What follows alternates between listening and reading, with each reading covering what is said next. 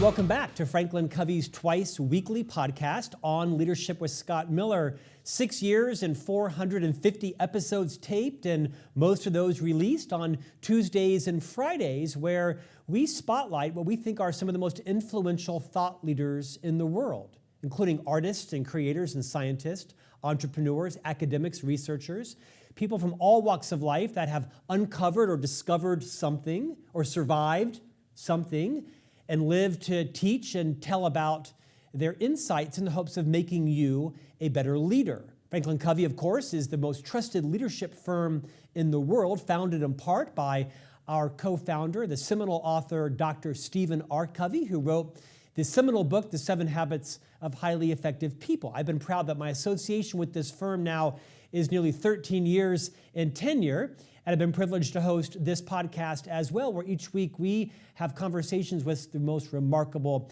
people possible. Today, our guest is a man not without some controversy. He certainly is a best-selling author. He is a twice PhD-earned professor at Duke. His name is Dan Ariely. He is the James Duke Professor of Psychology and Behavioral Economics at Duke University. His many books have sold countless numbers of copies. His TED Talks have been viewed over 30 million times. And today, we're going to have a conversation on two separate topics. First, we're going to open a little bit around the business case, if you will, for building engaging cultures inside organizations. And then we're going to pivot to a riveting topic in one of his most recent books called Misbelief, very timely for our times in the U.S. right now. What makes rational people believe irrational things? Dan, welcome to On Leadership. Lovely to be here.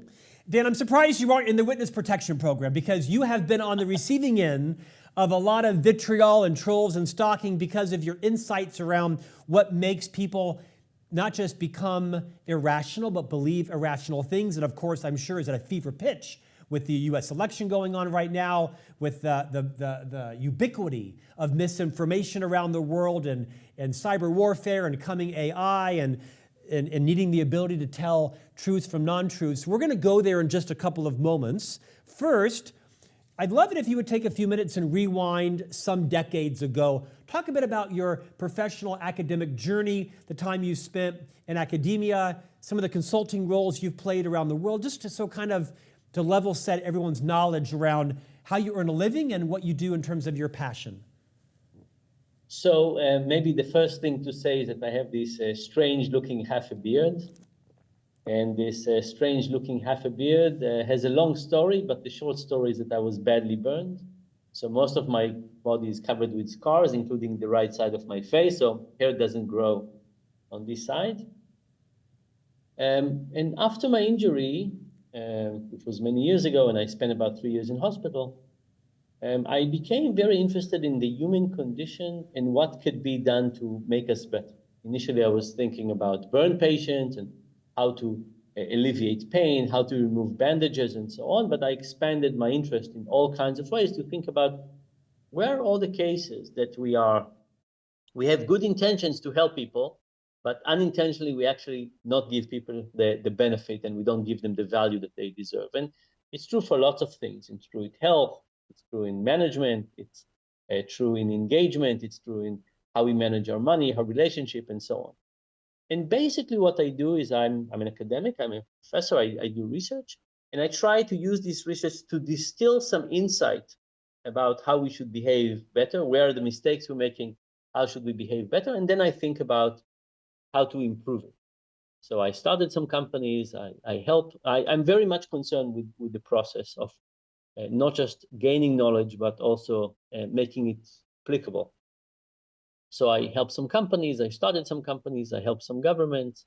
That's basically how I spend my time. So as researchers go, I'm more on the applied side. Like when I look at a question, I say, if I find an answer for this thing, can I do something with it to improve where we are? And when the answer is yes, I go for it. Dan, FranklinCovey has spent the better part of 4 decades focused on our mission, which is to inspire greatness in people and organizations everywhere. We have tens of thousands of clients, whether they're for-profit, non-for-profit, GMO, governmental, ecclesiastical, education, that want to create work environments that are workplaces of choice for achievers with heart. And so our passion is developing leadership at all levels. It's helping individuals ignite their own genius. You yourself have done some research on what are the connections between organizational investment in culture, not just as a nice buzzword or as a board topic, and what that means to profit and shareholder return. Would you just riff a little bit as a well-respected, in my opinion, academic and consultant on what is the latest research show around efforts to build culture and its connection to thriving organizations? Yeah. So in the last 8 years, I have been, so I have a long history of working on human motivation. I did research in the lab, I would do field experiments with companies, but for the last 8 years, I started with data about these satisfaction surveys. Lots of companies have these satisfaction surveys, they send them to people, they get them back, they try to get insights.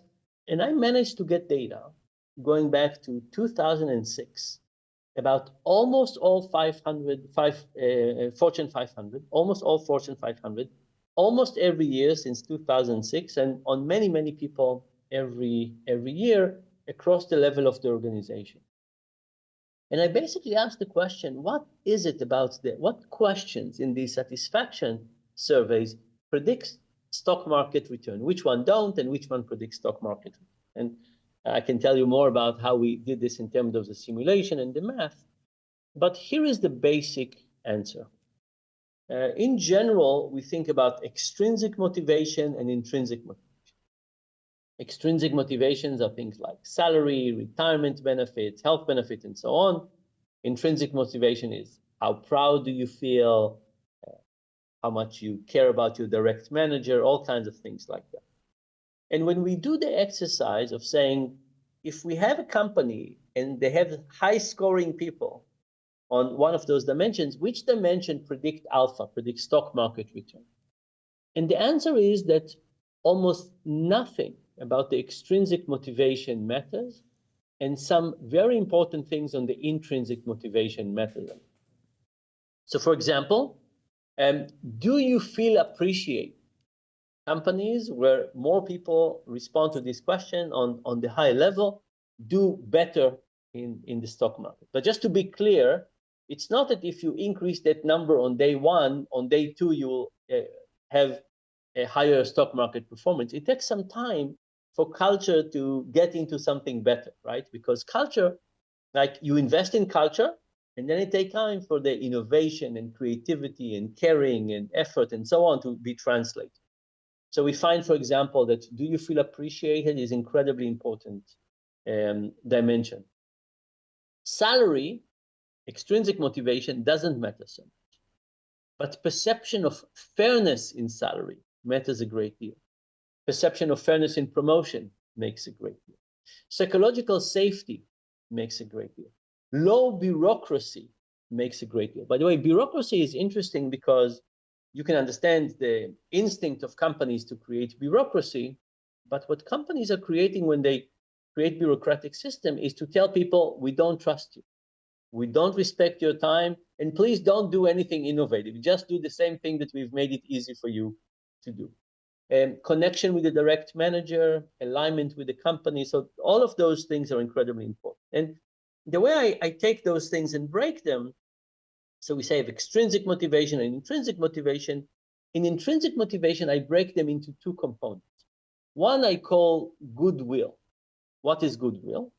Imagine that you define your current energy, your current motivation in your company as 100.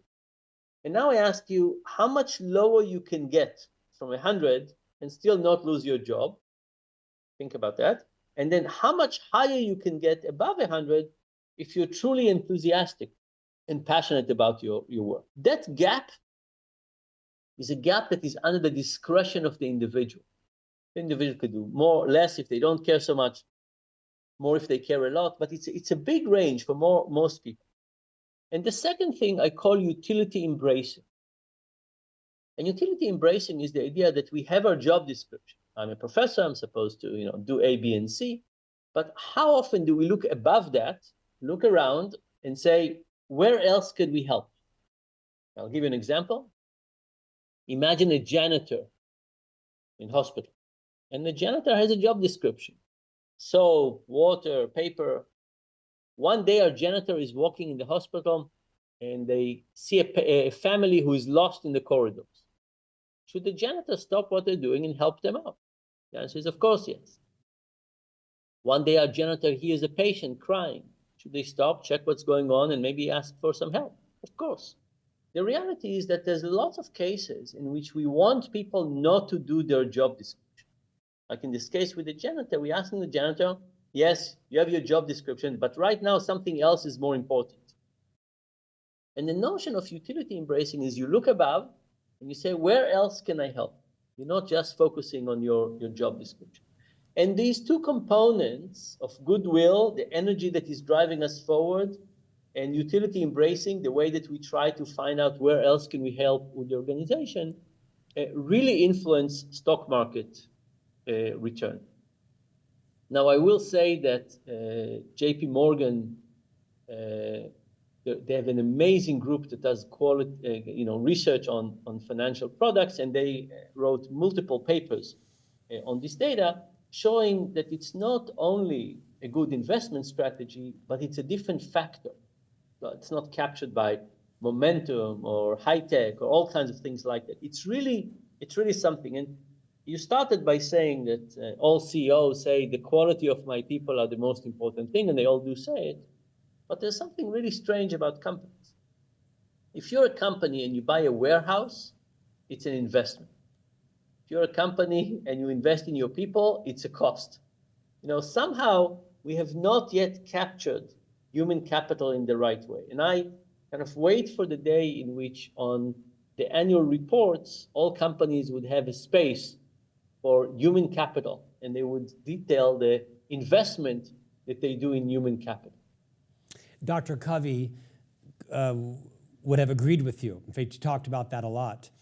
Dan, tell us, you're not an expert. By the way, just to do this, I think that the things we're showing is lots of thoughtful people that thought about individuals have thought about them. What's nice is we have now really good results to support it.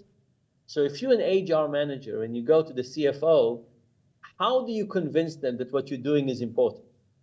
Now I have data. We can show that this translates into stock market return. So I think that now HR managers can come to the CFO and say, we're on the same side. We want the same kind of thing. Let's work on feeling appreciated and fairness and all of those important things. Dan, in my experience, I don't know of a company CEO that wouldn't tell you she doesn't value culture. He doesn't value the connection between culture and bottom line. But it's difficult, is it not? Especially for public companies that have quarterly performance and shareholders breathing down their throats. Have you seen any examples of companies that are getting this right in what is sort of an uncertain world right now? It'll never be less more uncertain, I guess. It's a facet of change. What are some things you think everybody should be thinking about as they're looking at the connection between culture and their financial profitability? Yeah. So first of all, you're absolutely right that companies have, short-term objectives, and investing in culture takes effort and it's long-term and so on. But I think that also CEOs don't know what to do. The secrets of human motivation are not as clear. Like, it's very easy to say, let's increase salary. It's very easy to say, let's improve healthcare benefit and let's look at what our competitors are doing and match it. But, even if you're the CEO of a company for 10 years, it's very hard to do experiments on what would get your people to care more.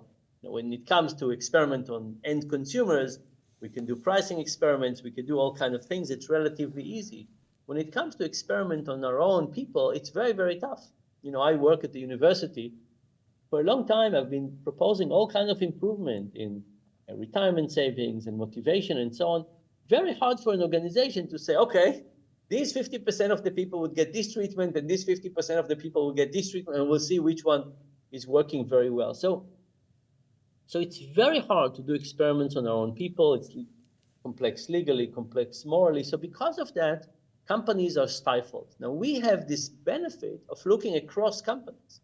We started with almost all Fortune 500. Now we have almost all the top 3,000 companies in the US. And when you look across lots of companies, you can say, okay, now we understand statistically what are the things that make companies better and what are the things that get companies to do worse.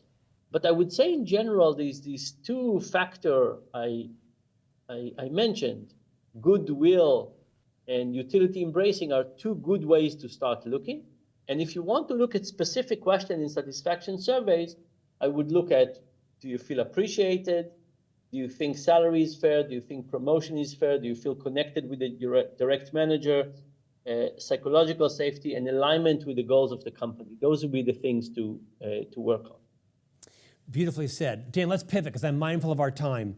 One of your recent books is titled Misbelief: What Makes Rational People Believe Irrational Things. Be patient with me for a moment. You talk about how misbelief is not, pardon me, a political ideology. It's not for liberals or conservatives or Republicans or Democrats for that matter.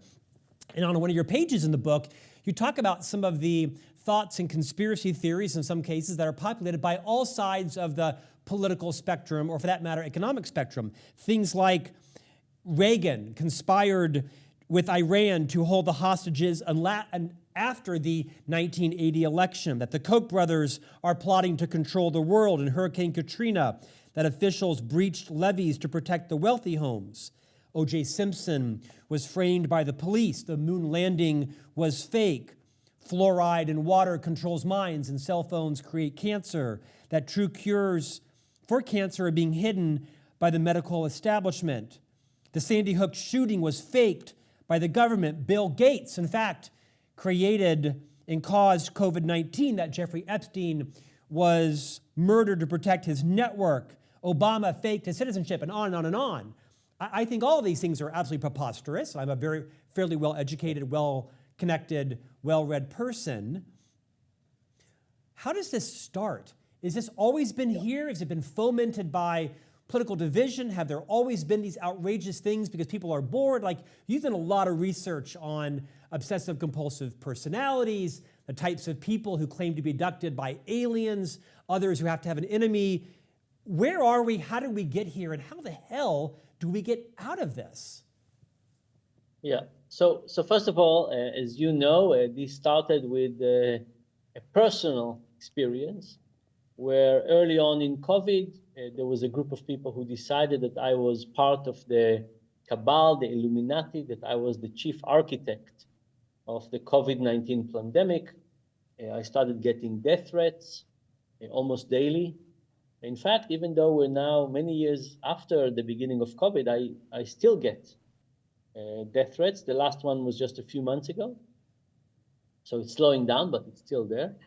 And when it happened, I felt this tremendous need to try and understand what's going on. In the beginning, I was trying to fight it, to try and explain what I'm doing and not doing. But then I decided to try and understand it. And here is the quick answer. And by the way, my guess is that almost anybody listening here has somebody in their either close circle or further circle that 4 or 5 years ago, they would look at them and said, me and this other person are seeing life in the same way, interpreting things in the same way, understanding things in the same way. And now they look at them and they say, who is this person? How are they thinking? What happened to them? So this book is really about the psychology of what happened to all of us. And what are the conditions that get us to start going down this path of misbelief, the funnel of misbelief? And the first condition is stress. The necessary condition is stress. And I don't mean stress like saying, ooh, I don't know how I'll finish answering all my emails today. It's the kind of stress when you say, I don't understand the world. I don't understand why the world is like that. Why am I not getting my share? What is this virus? What is happening? What's happening with immigrants? What's happening with illegal immigration? What's happening with crime? What's happening with my aunt who went to hospital and now is addicted to fentanyl? Like, People are basically saying, I don't understand the world and we need a story. We're looking for a story. And the story that we want is a story that explains it, but we also want a story that takes blame away from ourselves. This is why it's so tempting to get a story about a villain and that story. And that's the beginning. So when you think about this journey to become a misbeliever, it started with stress. I don't understand the world. I have a pressure to have a story with a villain, and now we go on. And then there are lots of other things that contribute to it. Our information environment. Think about it. When I was a kid, we had the evening news. And everybody watched the evening news, and everybody interpreted more or less the same. Now, each one of us, whether it's on TV, watching whatever network we want, or on the online platform, we each get information that is tailored to us. Very few of us can, in the physical world, listen to the news network that we don't believe in, at least not regularly. And online, it's impossible. You know, when this research, I started following all kinds of people that are just really extreme. And I haven't been able to clear my feeds. Like when I look at things, the world looks crazy. Like the things that I get exposed to are very, very extreme because I started going down that path and it's impossible to get out of it.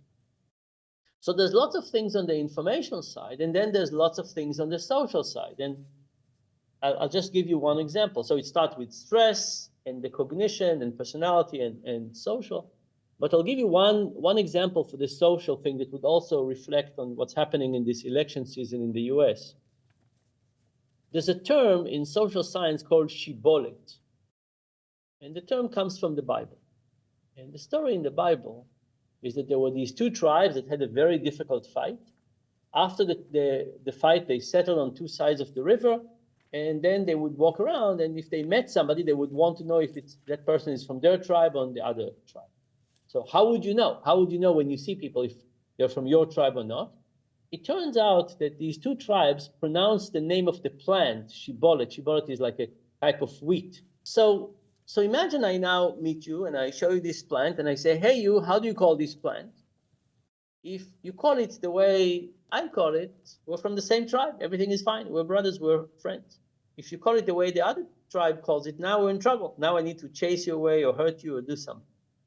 And we now use this term in social science to reflect a discussion that might look like it's about the fact, but it's not. I show you the plant. I say, what's the name of that plant? I don't really care about the name of the plant. I care about your identity. So if you look at our political landscape, you could see many discussions. It could be about immigration. It could be about woke culture. It could be about gender. It could be about abortions. It could be about all kinds of things. But the discussion is not really about the facts. It's about signaling identity. Look what a strong supporter I am to the left. Look what I'm a strong supporter to the right. I'm just showing my identity, and it's not really a discussion about the truth. And of course, there's other elements like this that make the world very, very complex and actually not very good. And you ask the question of how do we get out of it? How do we get out of it? When I wrote this book, I promised the publisher a chapter on solutions. I ended up not having a chapter on solution. I have lots of little hints in the middle about, well, hopefully helpful, of what we could each do in our individual life to make things better. But in addition to working on our individual lives, we also have to work on some things in policy. I think we have to regulate news. I think we have to regulate social media. You know, what is happening is very terrible. And I know that this is a podcast for people in the business world, so I'll also say something that I think businesses should do. You know, if you think about it, what you really want is you want to get exposed to people that you really appreciate, but have opposite opinion than you. Like, think about it. That's what you want, right? We get into a situation when we meet only the people with the opinions that we agree with online.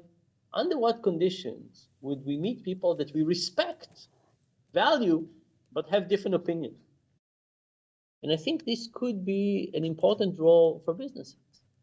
Now, most businesses say, oh, don't talk about politics, don't talk about sex, don't talk about romantic things, don't talk about personal things, don't talk about politics.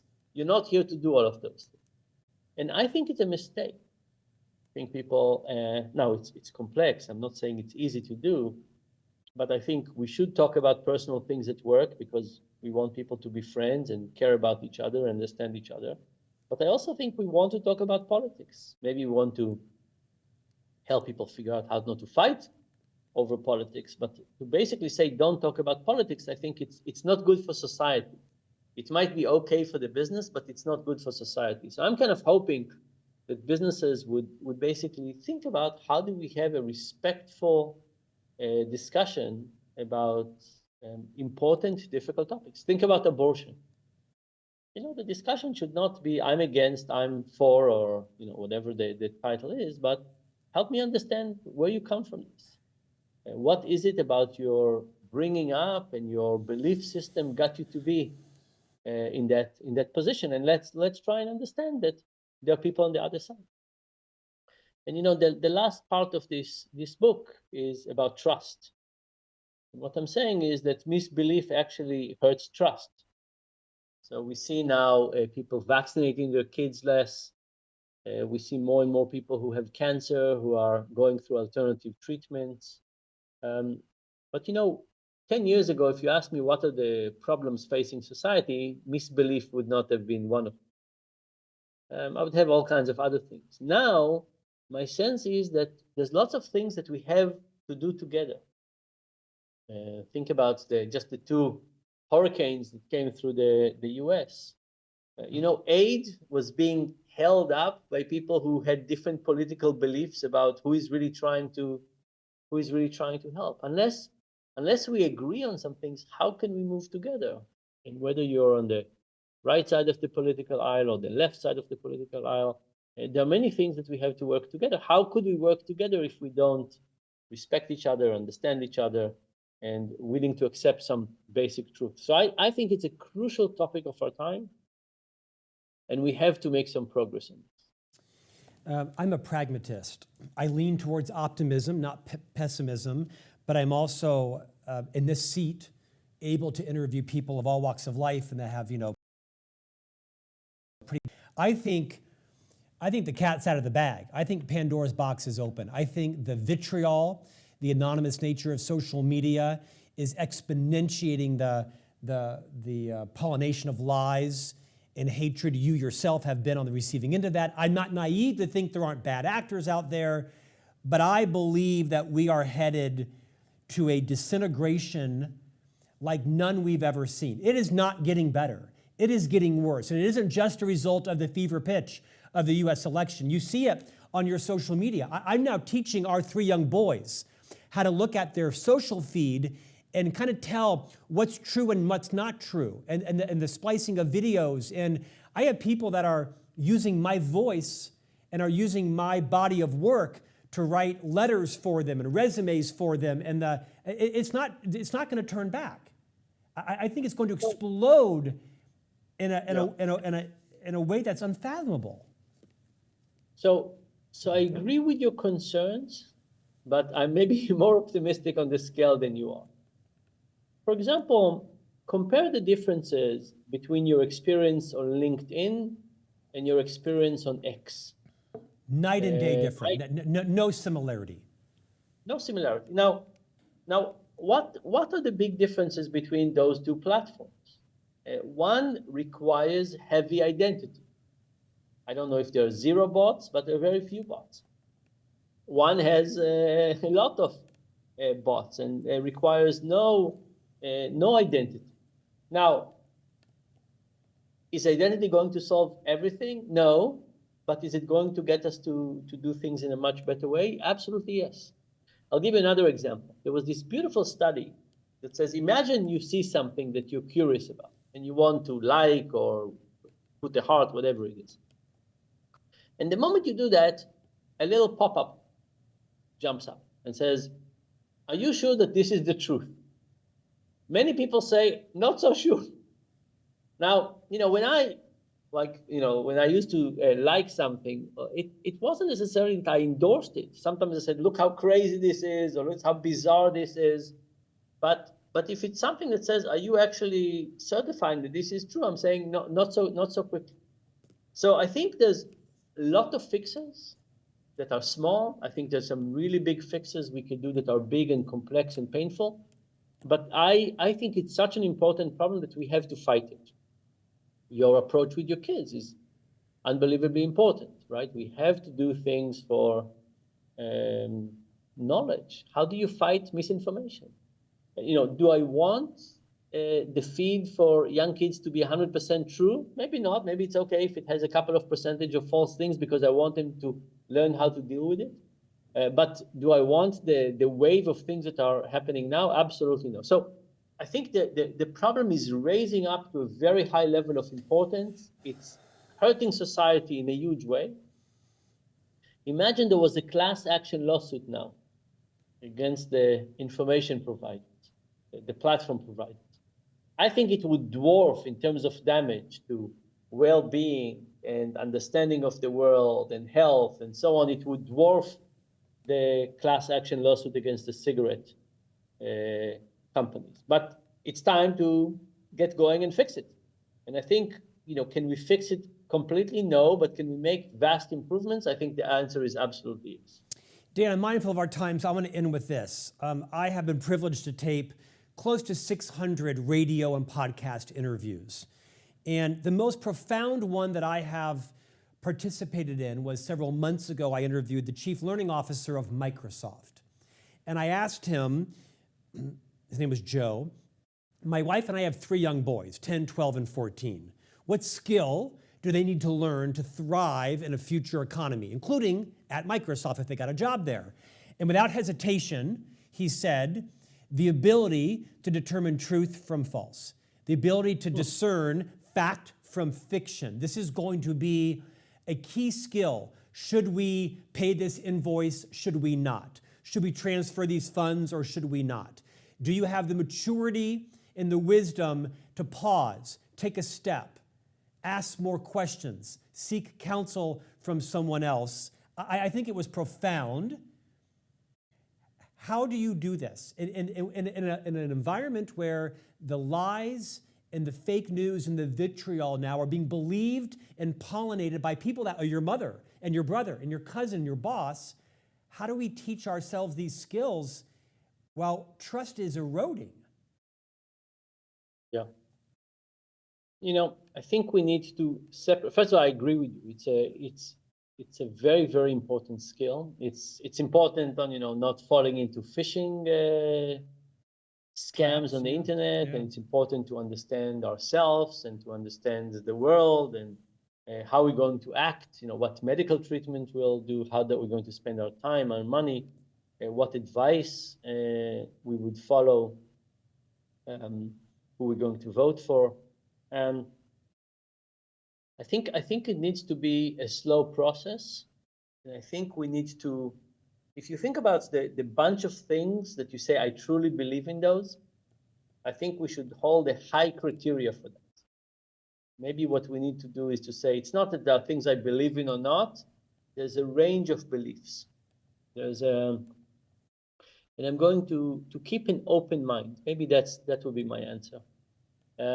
There's a term we call intellectual humility. I don't like the name, but that's the name.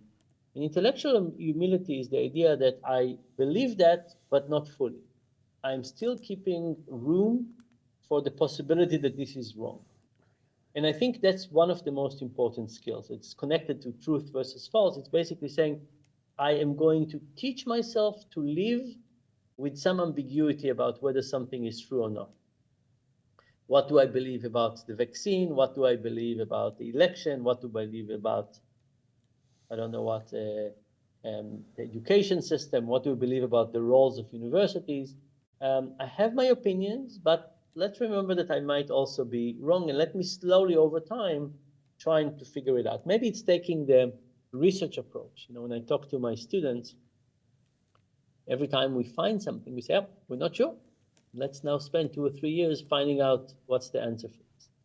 maybe we all need to be with more doubt, less certain, therefore also spreading less misinformation and figuring out what are the things in life that we want to take the path of spending substantial amount of time and trying to understand, and which ones are we going to keep as maybe or just opinions on the side. So that will be my suggestion for how to move forward.